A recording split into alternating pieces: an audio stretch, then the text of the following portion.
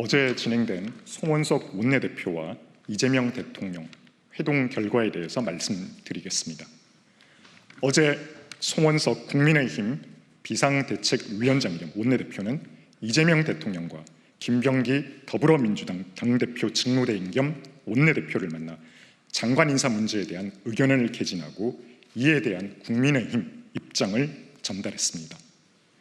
갑질과 청문회 위증 사실이 밝혀진 강선우 여가부 장관 후보자, 제자 논문 표절뿐만 아니라 다수 교육 현안에 대해 무지함을 드러낸 이진숙 교육부 장관 후보자 2명은 반드시 지명을 철회해야 한다는 시중의 여론을 강력하게 전달했습니다.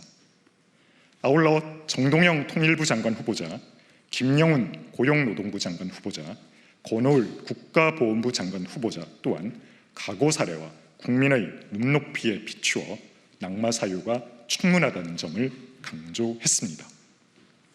송원석 비상대책위원장 겸 원내대표는 구윤철 경제부총리, 조현 외교부 장관, 김정관 산업통상자원부 장관은 여러 의혹이 전혀 해소되지 않았음에도 불구하고 대미 간세 협상의 성공을 위해 조기 임명에 동의했었으며 음주운전, 내로남불 등 다수의 결격 사유가 발견된 윤호중 행정안전부 장관도 집중호우 재난 상황 대응을 위해 대승적 결단을 내렸음을 강조했습니다. 역량, 자질, 도덕성과 인품의 측면에서 부족함이 드러난 장관 후보자를 정리하는 것은 후보자 본인의 선택에 맡기지 말고 대통령이 스스로 결단을 내려야 한다는 점을 강조했습니다. 아울러 송원석 비상대책위원장은 장관 후보자뿐만 아니라 새 정부의 전반적인 인사검증 시스템 마비를 강하게 질타했으며 검증 체계의 개선을 강력하게 요청했습니다. 네. 관련한 요청에 이재명 대통령 어떻게 응하셨는지? 네. 저희가 지난주에 송원석 원내대표 겸 비상대책위원장이 최근 진행된 인사 참사에 대해서 이재명 대통령의 답변을 요구를 하고 면담을 요청을 했습니다. 그런 일련의 과정에서 이재명 대통령이 송원석 원내대표 겸 비상대책위원장과의 만남을 성사를 시킨 것 같고요. 그 자리에는 이재명 대통령과 양당 원내대표 그리고 비서실장, 정무수석 이렇게 참석을 했습니다. 이재명 대통령은 두 장관 후보자에 대한 지명 철회 요구에 대해서 어떻게 답변하셨어요? 네, 고민해 보겠다라고 답변을 했고요. 사실상 무응답으로 받아들였습니다. 저희가 인사참사 육적이라고 표현을 했습니다마는 나머지 장관 후보자의 경우에도 흠결이 있다는 부분을 강조를 했고, 특히 이진숙, 강선우 두 후보자의 경우에는 과거의 사례 그리고 국민적 눈높이에 비추어 도저히 임명을 강행을 할 수 없는 그런 사유가 있다라고 말씀을 드렸음에도 불구하고 긍정적인 대답을 얻지를 못했습니다. 결국 국민 주권 정부라는 이재명 정부가 국민의 목소리에 외면하고 오만과 불통, 독선으로 이어지지 않는지 저희는 우려를 할 뿐입니다. 만남은 어떻게 성사가 됐을까요? 야당에서 먼저 요청을 한 걸까요?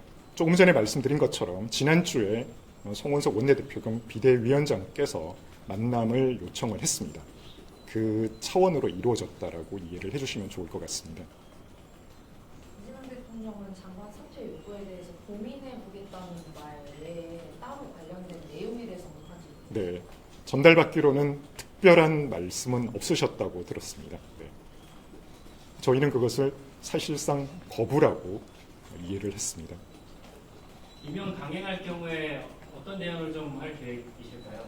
법적으로 임명을 강행하는 것에 대해서 저희가 막을 수 있는 법적이나 절차적 방법은 없습니다. 다만 국민적 눈높이에 한참 미흡한 후보자라는 점을 강조를 하면서 국민들을 상대로 이번 인사 참사가 어떤 피해가 있는지, 그리고 특히나 강선우 후보자의 경우에는 보좌관들에 대한 갑질, 그리고 이진숙 교육부 장관의 경우에는 제자 논문 가로채기라든지 장관직을 수행할 수 없는 흠결 사유에 대해서 적극적으로 알려나가고 국민적 공분을 모아나갈 생각입니다.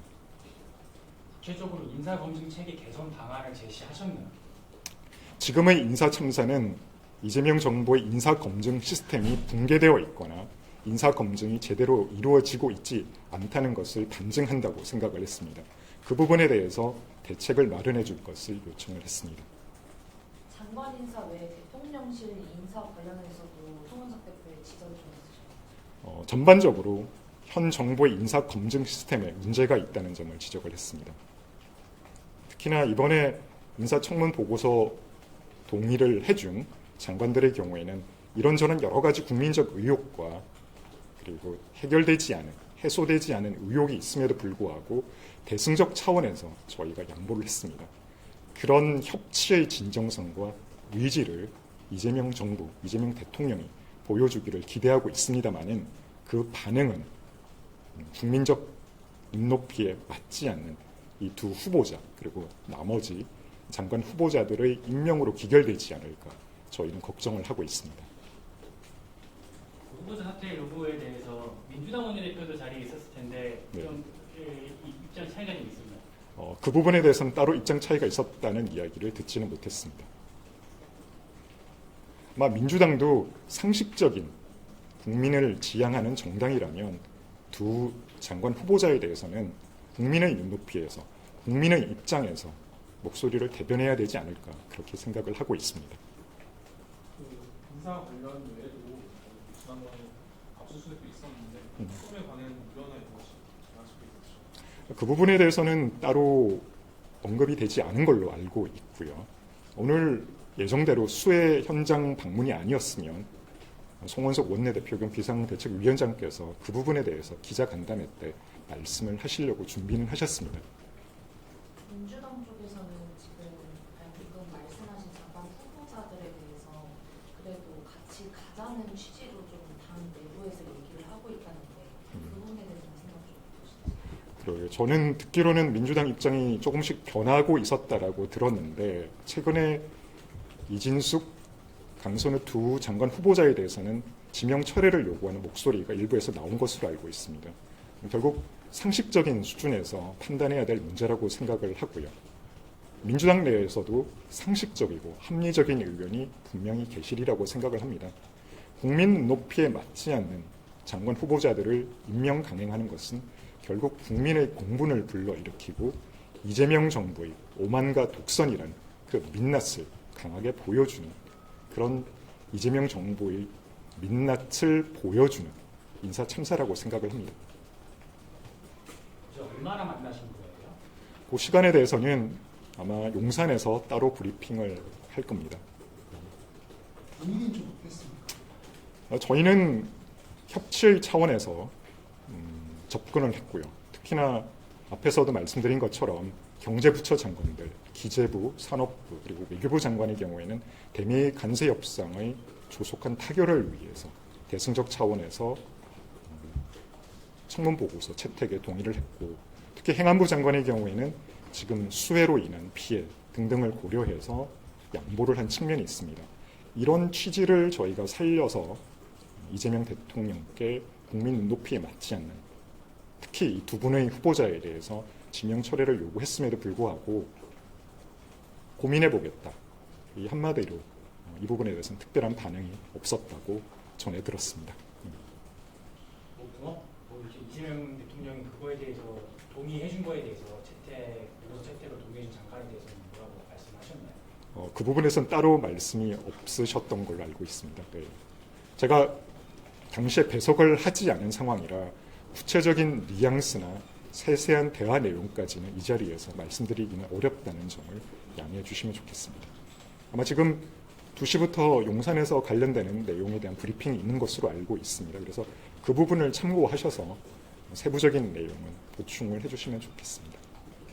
당에서는 따로 배석자 없이 원내대표 그렇습니다. 저희는 원내대표 한 분 있고요.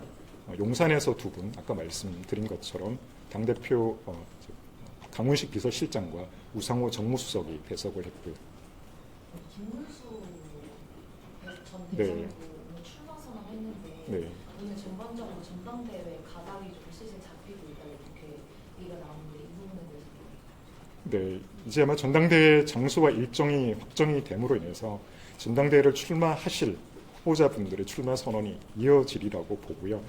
다만 지금 전국적인 재난 상황이기 때문에 이런 부분을 고려해서 출마 선언 시기나 발표 이런 부분들은 좀 조율이 이루어지지 않을까 그렇게 생각을 합니다. 전당대회 일정은 수정 안 되죠? 네, 그렇습니다. 내일 혁신안에 대한 의총 논의는 예정대로 진행되는 건가요? 일단 내일 예정되어 있는 저희 의총에서는 혁신위 안건까지 포함해서 의원님들의 말씀은 있으실 걸로 예상을 합니다. 다만 그 결과에 대해서는 지금 예단할 수는 없고요. 내일 의총이 끝나고 나서 그 부분에 대해서 종합적인 브리핑을 해드릴 생각입니다. 내일 의총에서는 지금 진행되고 있는 특검의 무차별적인 압수수색 이런 부분에 대한 논의가 있을 수도 있고요. 또 노란봉투법과 같은 악법들에 대한 강행 처리에 대한 국민의힘, 우리 당의 대응에 대한 말씀도 있을 수 있을 것 같습니다. 전반적으로 인사 참사를 포함해서 이런 상황들에 대한 의원님들의 의견들이 예정되어 있다고 보시면 될 것 같습니다. 윤희숙 혁신위원장은 어쨌든 전당대회 날짜가 22일로 정해지고 나서 선혁신 후 전당대회 원칙이 무너졌다 이렇게 평가하고 있는데 그 부분에 대해서 그 선혁신 후 전대라는 원칙은 저희가 합의된 내용은 아니고요. 이제 혁신위에서 만든 안건들이 최대한 잘 정리가 돼서 비대위나 전당대회 때 올라갈 수 있는 게 바람직한 모습이었겠죠. 다만 혁신 전대 형태를 취하게 되면 결국 나오시는 후보자들께서 혁신안들을 잘 버무려서 또 본인의 혁신 아이디어를 가지고 결국 당원들과 국민들의 선택을 받으리라고 생각을 합니다. 자, 이상으로 마무리하겠습니다. 감사합니다.